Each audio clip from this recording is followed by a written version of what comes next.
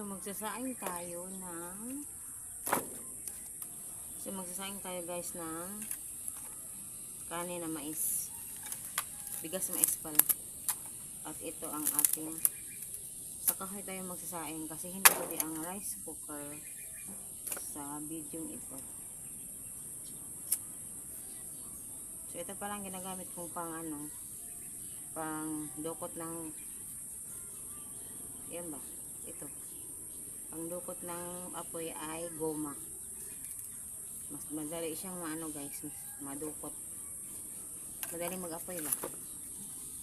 And gagawa tayo ng apoy dyan yan.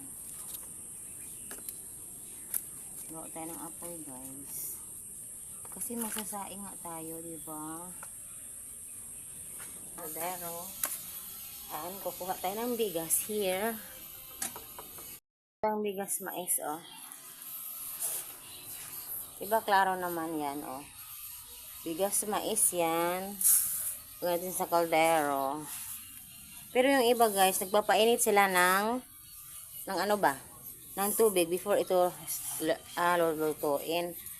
Ako kasi hindi ko alam kung magpainit ako ng tubig, kaya ang gagawin ko pareho lang sa bigas palay na bigas ba na palay na lalabhan muna. Yan.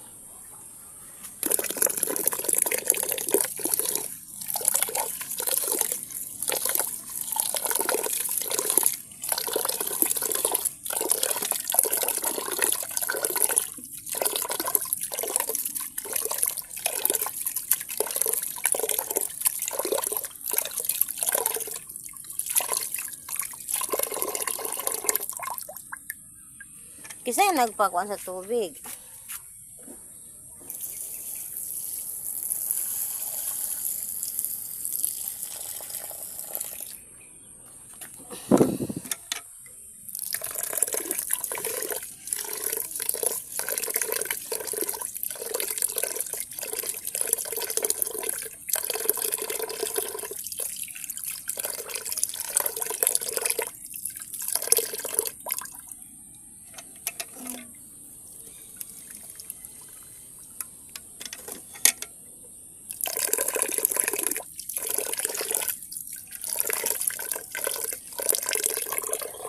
Doon si Papang. Hindi ko alam kung saan galing yan. Doon naglalakad pa uwi.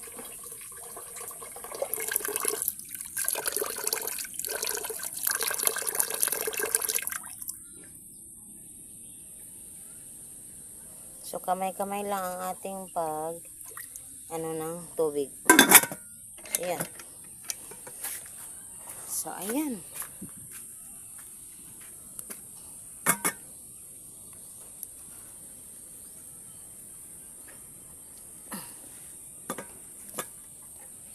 Ayan.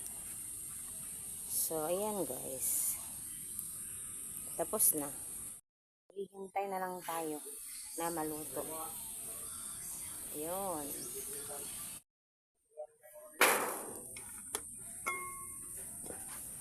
So, luto na siya at kailangan natin niyang ganunin.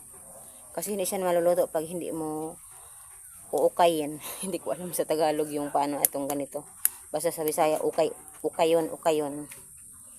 So, yan. Luto na siya. Tabayaan yan konti. Yan. Yan. Pabayaan mo na yan sandali. Tapos na. Ako ay nakaligo na. Kasi pupunta ko sa sentro ng barangay. So, ayan.